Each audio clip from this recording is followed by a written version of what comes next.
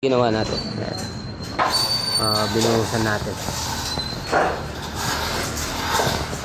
Tapos ito, may lovers pa po to. Ito po yung lovers na lalagay natin. Ayan. Bali, nagpabili pa tayo kay Bapan Tikboy na 63 pieces. Tapos, iwan po muna natin yan. Dito po muna tayo. Mag-i-spandrel. Bali, tutuloy na po natin to. Ayan. Ni-stop po muna namin yung pag-i-spandrel. Gawa po ng pinormahan po natin to. Ayan o.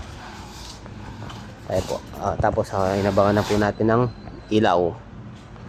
Ayan o. Ayan. Patapos na rin po to yung steer. Pinagtadaan ni Pogi. Ayan o, Pogi. Shout out.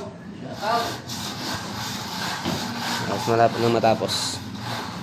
Pinapapalitada ko na rin po to. Tumbiga.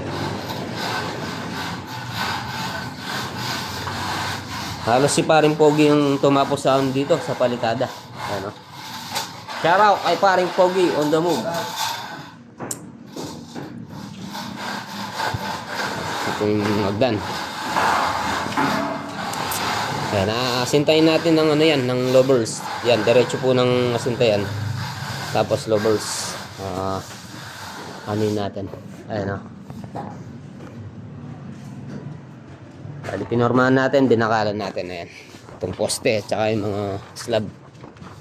Ayan. Shoutout kay Marlon. Shoutout.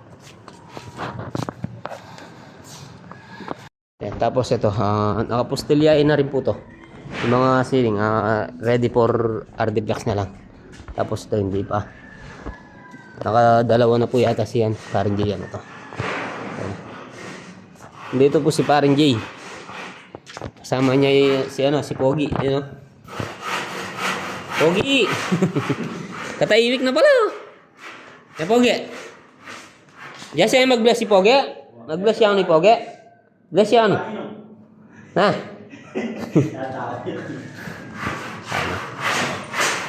Kung makikita niyo po to, tabas ano siya, tabas kalamay. Dito po kasi yung ano natin. Yung wala sa eskwela. Ayan. Si paring JM ng ano, nagsisiling natin. Ano.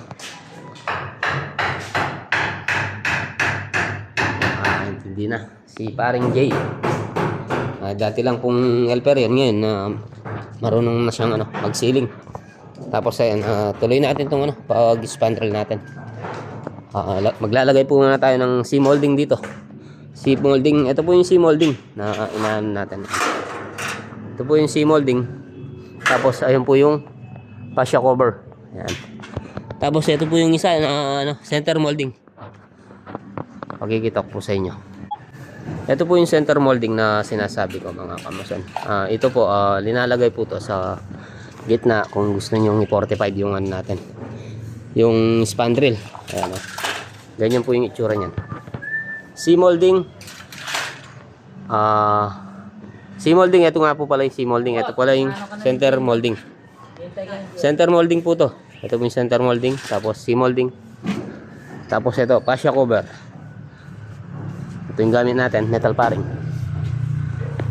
Lalagay po muna tayo ng C-molding. Sama natin si paring Marlon. Shout out! Lasing na naman. Galit na naman si Scarlett. Ng grinder yan.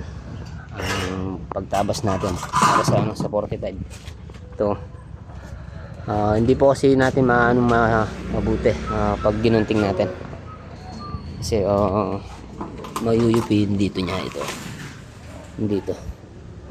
At tapos linisin lang natin ng konti yan. Wala na, lagay mo muna. Nasaan na po tayo? 45. Ay, papunta na po tayo dito. Papunta dun. Siguro 3 araw. Tatapos na po to.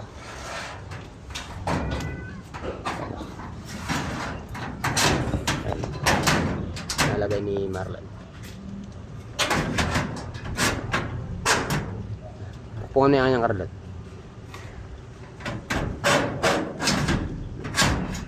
Yun o. Tapos ito, gagamitin natin ng eskwala. para pantay-pantay.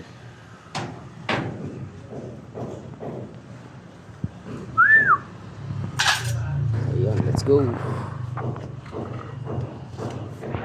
Babarinahan na po ni Marlon on the move.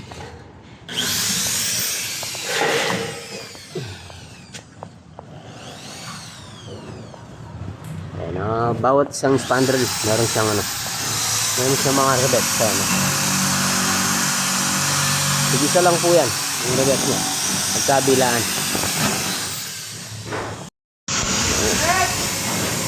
Pinapas lang po natin sa grinder yan. Oh, shout out dyan. Merienda. Tatawag na si Jan dyan. Merienda na po tayo. Binuhusan natin. Slab. Slab po siya. Bali yung pinamporma po natin ito. RD Flux na lang po. Hindi ko na po pinabili ni Bapang Tikboy naman. Yung plywood na yun. RD Flux. Tino na kaagad. Halos konti na lang po to. Yung pinapalitadaan ni parang Alden.